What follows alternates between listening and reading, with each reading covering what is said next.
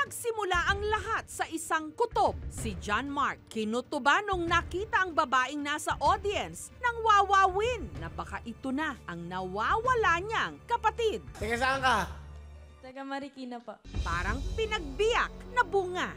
Ang babae sa wawawin na si Trixie, meron din palang hinahanap na kapatid na lalaki. Pero tinatayang 7 taong gulang pa lang ito ngayon, kaya sigurado siyang hindi ito si John Mark.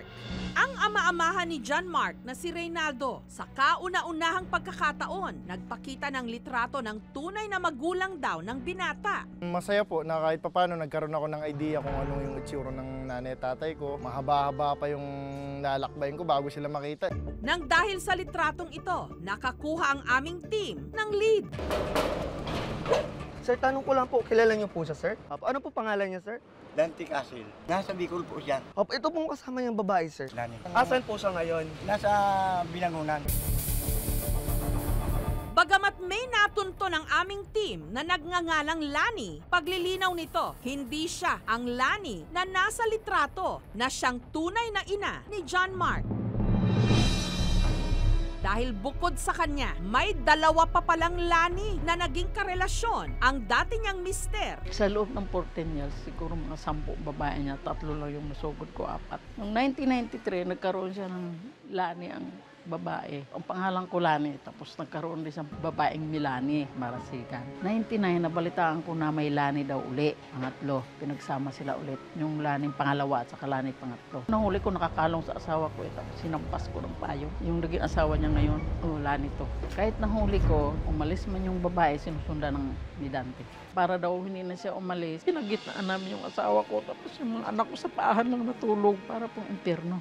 Ayon sa kanila, si Dante na posibleng ama ni John Mark at ang isa pang Lani na posibleng ina ni John Mark matatagpuan sa Malinaw, Albay. Sir, kayo po ba itong nandito po sa litrato? Ako po to. Ako po si Dante. Kasama ko yung asawa ko, yung si Lani.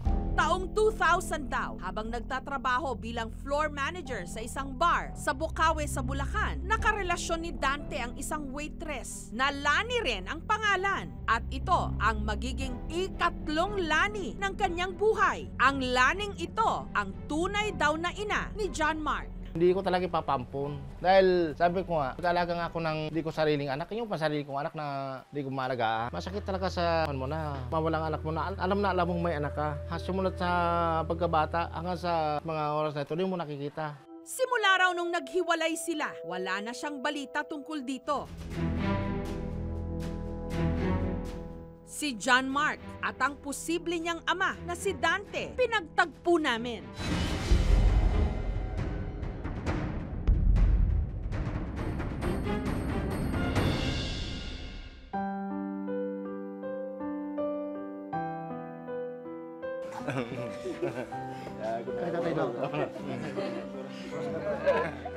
Pero mo, yung nangyari na sa'yo na pinampung ka, hindi ko gusto. Una-una, nang nahanap kita, pinunta kita pagkapanganak sa'yo, inampung ka na raw. Tapos yung nag-ampun naman sa'yo, inuwi ka naman sa malayo. Kasi kita hindi ko maano kung saan. Tatanong kung saan lugar ka man din, sabi Maynila daw. Opo.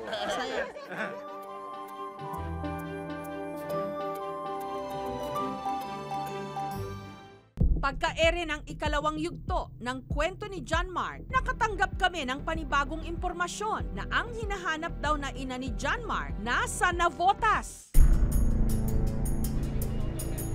Kinumpirma ng pangatlong Lani na siya nga ang 19 na taon nang hinahanap ni John Mark.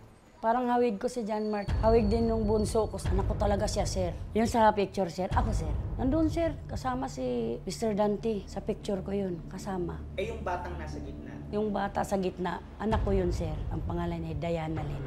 Ayon kay Lani, 10 lahat ang kanyang mga anak at ang pang-siyam, si John Mark. Ako po ang nagpangalan kay John Mark. Yung pinanganak ko siya. Dati raw siyang entertainer sa Lulumboy, Bulacan, kung saan nga niya nakarelasyon si Dante. Yung mga 2 months siguro ngayon, kasama sir kami sa trabaho. Nag-entertain siya, nag-entertain din po ako doon sa tindahan trabaho ko. Dikit lang sir, sa may Marilao. Bukawi or Lulumboy, nalimot ko na nga sir eh. Doon kami nagkakailalanay ni Dante.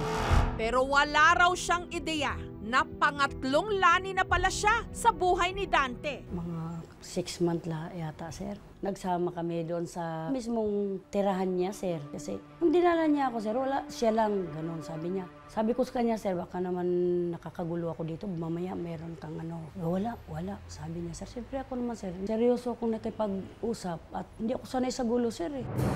Sa bandang huli, sir, biglang may dumating siya na babae. Lani nga daw. Nagulat ako, sir, dahil biglang umupo doon sa loob ng bahay nila. Siyempre, sir, nagtataka ako, sir, na bakit itong babae wala ng imik. In-entertain kong painumin ng tubig. Dumating itong Dante galing sa trabaho. Sabi nung Lani nga, asawa raw niya. Siyempre, sir, nasyak ako ngayon. Kaya ang pangatlong Lani nagparaya, nagpasya na lang lumayo. Pero hindi niya ipinaalam kay Dante na 3 buwan na siya noong buntis. Masakit dahil nagdadalang tao na ako, sir. Yan nga si John Mark. Dahil nag-iisa sa buhay si Lani, napilitan daw siyang humingi ng tulong sa ibang tao. Nung nanganak siya, May 22, 1999, ang kanyang nilapitan, ang kapitbahay niyang si Gina, na kinalaunan naging ina-inahan ni John Mark. Nung time na yun, sir, wala talaga, no choice ako, wala akong malapitan. Malayo pa ako sa pamilya ko. Kaya yun, sir, sabi ng Ma'am Gina, sir, na siya na lang daw muna mag-aalaga. Pero yun na pala ang huling pagkakataon na makikita niya ang kanyang anak. After kong mga anak, sir, kasi sabi ni Ma'am Gina, huwag kang mag-aalala, hindi ko ipagkakaila sa iyo, anak ko. Di, sabi ko, sir, sige po, ma'am, salamat. Kusang loob ka na alagaan mo si John Mark. Wala, hindi ko po expect, sir, na ganun ang gagawin nilang tuluyan, nga ilayo pala nila yung anak ko. Paglilinaw pa ni Lani, hindi niya raw pinaampon si John Mark at lalong-lalong hindi raw niya ito ibinenta. Totoo doon, sir, yung about binenta ko raw, pinaampon ko si John Mark. Hindi ko talaga pinaampon yun, sir. Sobrang miss ko siya, sir, kasi wala nga, sir, akong magagawa dahil, sir, wala akong alam kung saan niya pinadala si John Mark. Sinubukan naman daw niya itong hanapin, pero hindi niya alam kung saan mag-uumpisa, lalo't hindi niya alam kung nasaan na si Gina. Sana naman, sir, maintindihan naman ako ni John Mark dahil nga sa kalagayan ko, siguro may sama loob siya sa akin. Sa ganun nangyari sa kanya. Alam kong may sama ng loob siya sa akin, sir. Ayaw ko lang kung mapapatawad niya ako. Sir, yakapin ko lang siya. Mahingi ako ng sorry. Tanggapan niya ako na bilang magulang. Hingi ako ng tawad sa kanya.